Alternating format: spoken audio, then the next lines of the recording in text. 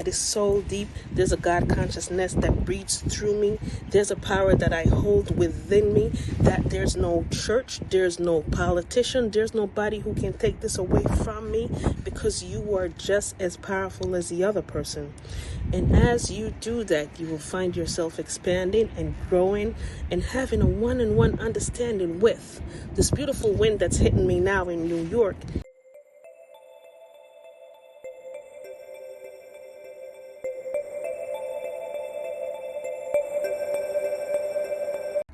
Hey y'all, how are you doing today? I hope today is just as beautiful from your side of the ocean as mine is.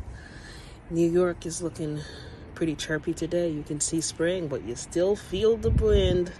It's still cold.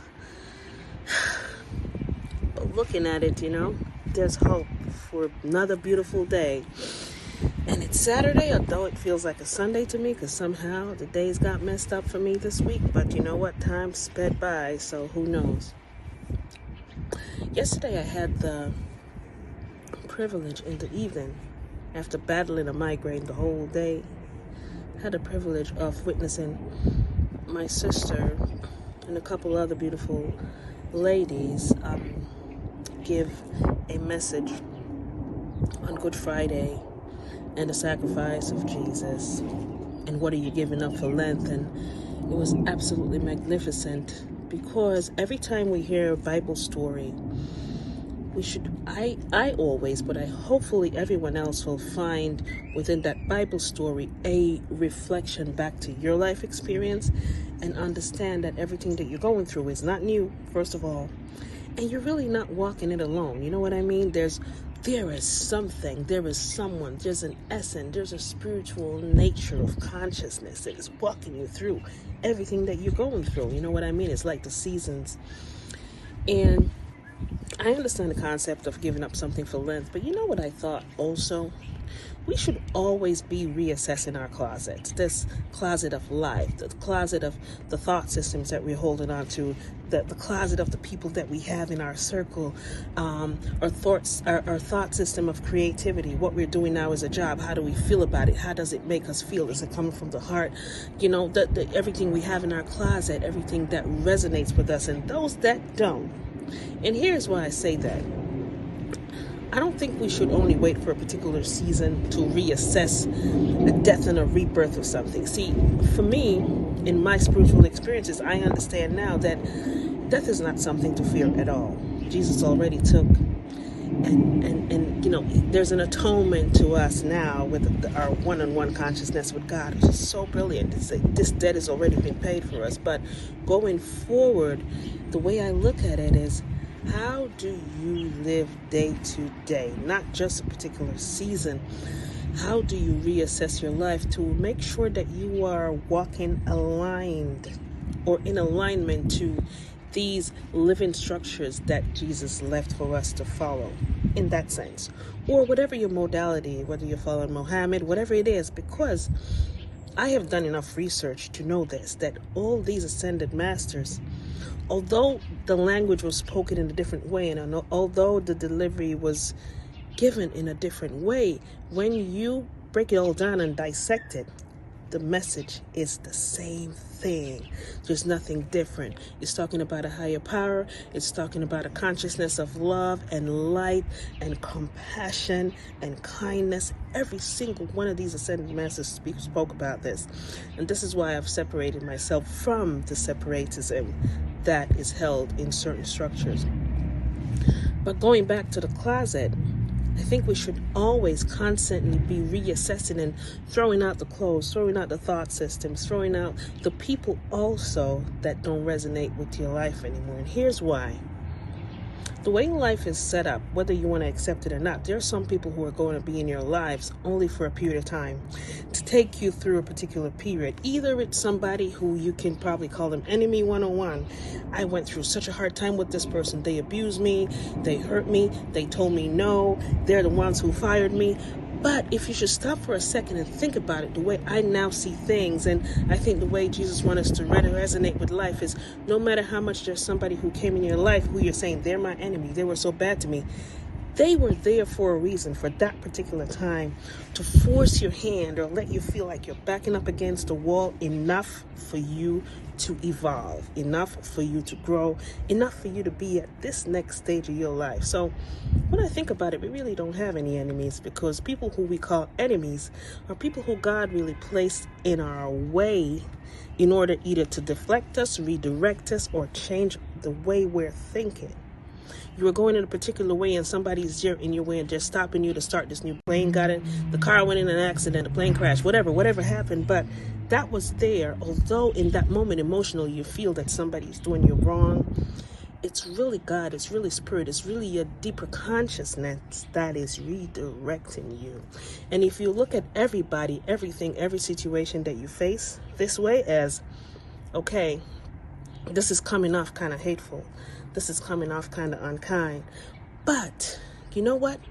Everything mostly, if I should look at it the spiritual way, is an illusion. So dig deeper and see what's in this scenario, this situation, this thing that I'm facing right now that feels so hard. What's in it that I'm supposed to be learning? What's the end game here? Am I going in the wrong direction? There's something here for me to learn.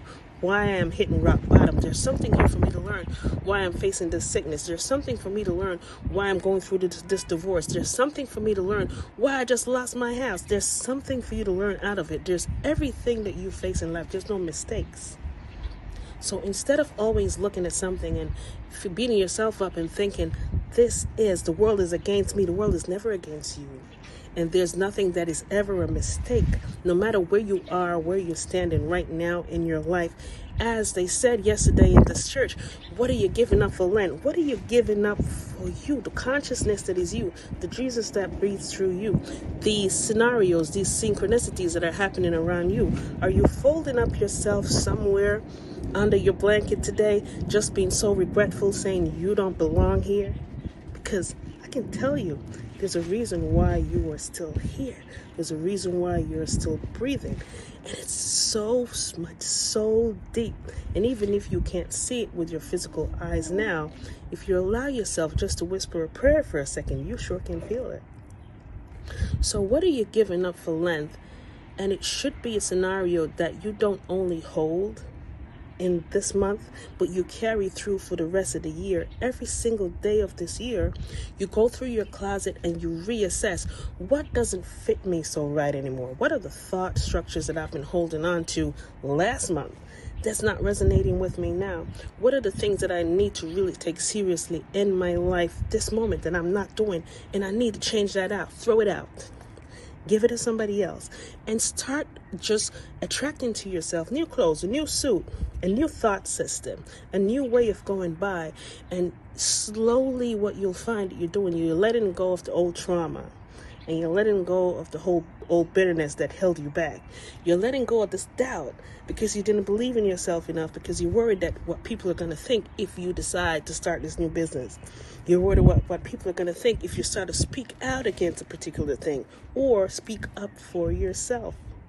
There's so many things that you can do that grows you without somebody else putting it in there. And always remember, if you have to let people go, it's only because they were there in your life for that particular reason. It's like angels. You have angels who come in your life to take you through a sickness. That's all they're there to do. And as soon as they take you through it, they're gone. Because they always have a different part to play in your life. And it's the same thing with people. But there's some people who are going to be in your life who it was contracted to be in your life as a ride or die individual. How much you fuss, there's always this inner love for them that you can't understand. They're from your soul family. That's so deep. And there are some other people who are just place savers in your life to direct you or redirect you exactly where you should go. As you go out today, or as you make a decision whether you even want to go out, just think about this. what you're giving up for Lent isn't just for a particular season, it's for life, because this life experience is to get up and expand, is to get up and experience, is to get up and feel some hurt sometimes and hit rock bottom and understand, man, there's something down here for me to learn. Whisper a prayer and watch your miracles happen and heighten your consciousness, understanding, man, I'm not walking alone in this place. There's a Jesus consciousness that is here, that is so deep. There's a God consciousness that breathes through me. There's a power that I hold within me, that there's no church, there's no politician, there's nobody who can take this away from me, because you are just as powerful as the other person. And as you do that, you will find yourself expanding and growing and having a one-on-one understanding with this beautiful wind that's hitting me now in New York. Do you know how powerful that is? There's a consciousness, that wind. There's a consciousness, this sun. There's a consciousness, this light that you experience. So today, just so much for you to be grateful for. And even if you're sitting down feeling as if you're lacking something, just open your door and look outside and look at the trees after a winter season, how they're starting to bud again. Do you see the abundance that's around you? You're never lacking of anything. The only thing you're lacking of is this: how you think and what you believe in. And believing in your words so much that you can sit down or stand up or wherever you are and just whisper a prayer. See how simple it is? Even if it's for somebody that you don't know, and watch the miracles happen. That's powerful. Now, anyway, this is Soul Deep Conversations. This is just something that I felt that somebody needed to hear. So just because somebody said for a particular season, what are you giving up for Lent? Remember, it's not just for Lent. This is every single day of your life. Go in that closet. See what doesn't resonate with you anymore. If it's a friend, if it's a family, if it's your thought structure, whatever it is. And just whisper a prayer to yourself. Set an intention. This is what I'm going to do for the next 6 months. And commit to it. And understand that what you're giving up is not you losing something. It is a death of something that doesn't resonate with you anymore. And it's a rebirth of something new. It's a rebirth of your evolution in this beautiful consciousness we call love, okay? Now have yourself a wonderful day. This Soul Deep Conversations, where we speak thought-provoking stuff, but it's so true to somebody. If it doesn't resonate with you, leave it alone. But if it does, think about it. Enough love. Bye-bye.